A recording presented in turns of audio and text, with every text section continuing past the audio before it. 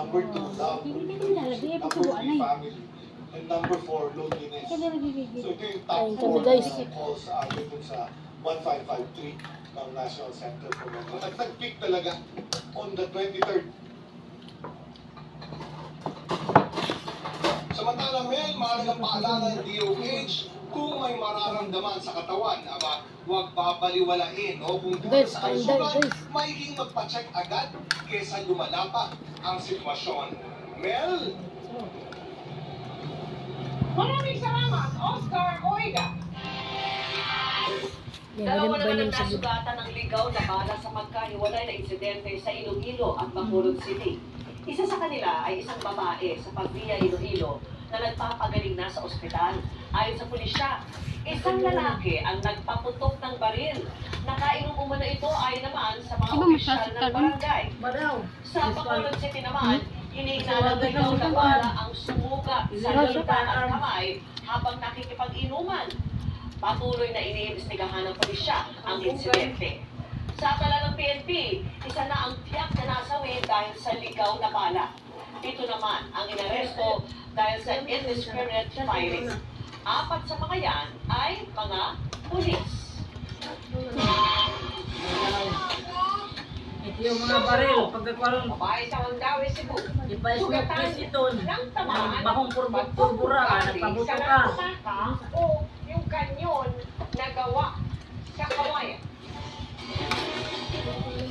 Kulikam sa Davao lalaki tumawid sa kawad ng kuryente at umakyat sa poste.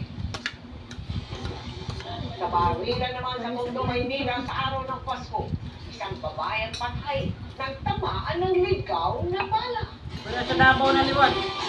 Ang hadi palo. Yan, Davao na liwat. Ang pinagpapasalamat at ikinahihingi ng tawad ng Legazpi family sa isa't isa. Kaya sila naging emosyonal. Tutukan lahat ng niya sa pagpapatuloy. Oh, spaghetti nga. Ano yung spaghetti mo? Mayroon na kita. Spaghetti. Yan palagi. Ang asin niya? Ha? Oh.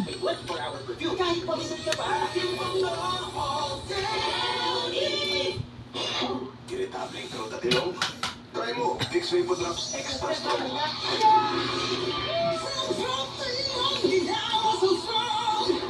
Galing, ha? Vicks Vapor Drops Extra Strong.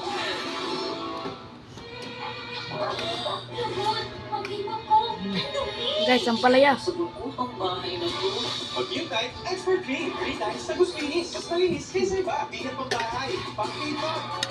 Dapat malinis. Dapat kahit. Christmas season is finally here. May mga naninibago, may nasasabik, at may abala pa. Pero kahit magkakaiba ang Pasko, magagawa natin creamy special ito. May you have a special handaan with Lady's Choice. Tara makisaya sa pinakabonggang salubong sa bagong taon. Party with your favorite Kapuso, Rebot, and K-pop stars.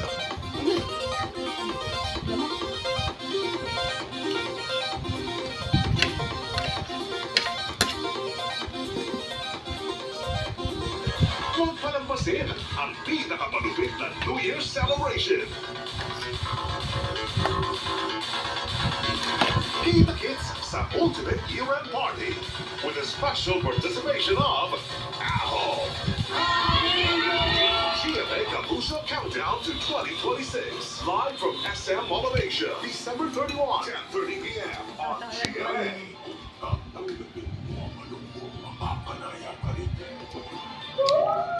Ang halain na ito. Sinong pangahas ang bumubat sa aking anak?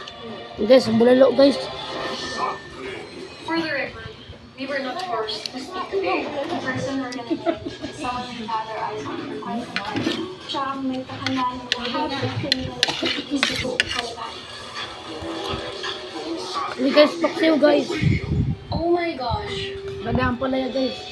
Labas na yan. Labas na yan. Ito pa talaga yung best gift para sa akin. PBB Celebrity Collab Edition 2.0 at 40 p.m.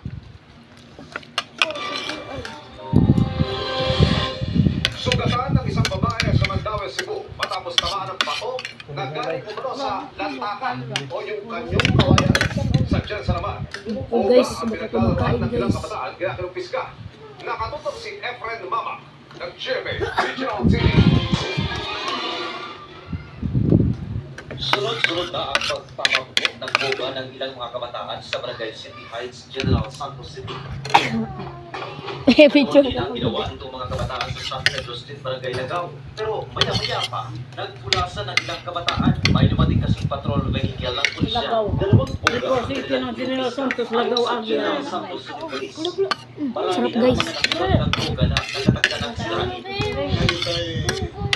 Standing order ni Alazar nga atong ipa-operate sa atong kapulisan, sa atong mga patrollers. Para yun ba siguro na to, sir, nga less pa-remize ko ng paguto-paguto niya na kayo. Guys, tapos na ko kain, guys. Wawasak Sug na. din ang mga nakupiskang boga at mga illegal na paputok sa Alabel sa Langani. Ang mga ito, binibenta lang sa tabi ng kalsada. Kaya sila yung penalty kung kani sila nag-violate regarding aning mga firecrackers, hindi natin sila mapailan ng kaso. Sa Hardaway City naman, hindi mo rin ng boga pero malagyan ang pinaghihinala sa sugat sa hindi ng isang 48 anyos na babae. Sabi niya, posibleng dahil ito sa batong galing sa lantakang pinagputok ng mga kabataan. Pero di na siya magre-reklamo. Lantakang ang tawag silang lugar sa Bye, guys.